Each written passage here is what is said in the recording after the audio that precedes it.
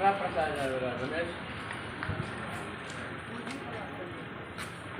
బాగా పనిచేసి ఫోన్ కానీ కానీ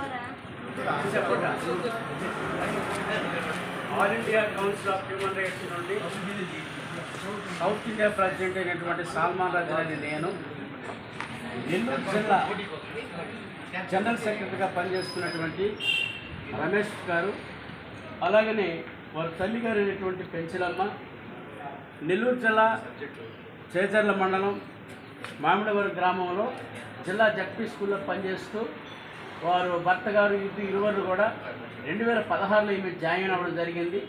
10 సంవత్సరాల పైగా విధులను నిర్వహిస్తూ సమర్థవంతంగా పనిచేస్తున్నటువంటి అనుభవాన్ని బట్టి ఇప్పుడు ప్రస్తుత పరిస్థితుల మధ్య 4/8/2024లో 3వ తేదీ 3/8/24లో ఇంటిమేషన్ చేసి ఇక మీద మీరు విధులకు రావద్దు అని చెప్పేసి హెచ్చరిక చేసి ప్రభుత్వం చేత నియమింపబడినటువంటి ఆర్టికల్ 51, 52 వారు నియమించబడినటువంటి ప్రభుత్వ అధికారులే పరంగా ఉన్నటువంటి వారికి తొత్తులుగా మారి ఈ రీతిగా అన్యాయం జరుగుతూ ఉన్నప్పటికీ నిజంగా వారు దాన్ని ఆసరా చేసుకొని విద్యా కమిటీ నూతనంగా మార్చబడింది.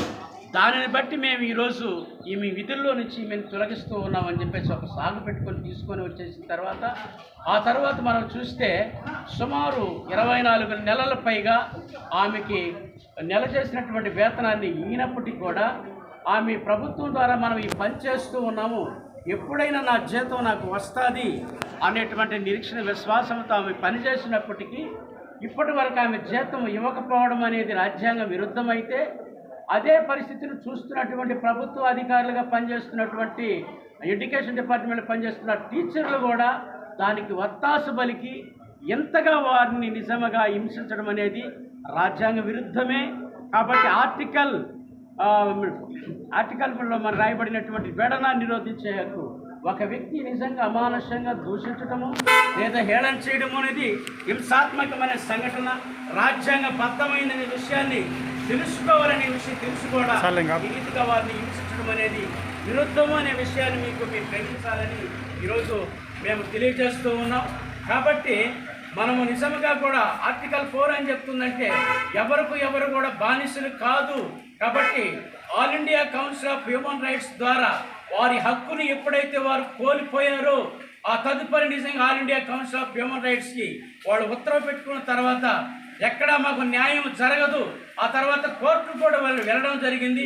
కోర్టులో పూర్వపర విషయాలన్నీ విచారించిన తర్వాత వీళ్ళ పక్షాన్ని న్యాయం ఉండదు, పరిశోధించి పరీక్షించి వాళ్ళకి న్యాయం చేయనని కోర్టు ఉత్తర్వు వచ్చినప్పటికీ కూడా దాన్ని స్పందించినటువంటి అధికారుల సమస్యలో all India Council of Human Rights ద్వారా డిఓ డిస్ట్రిక్ట్ ఎడ్యుకేషన్ ఆఫీసర్ అనేటువంటి వారిని కలవడం జరిగింది.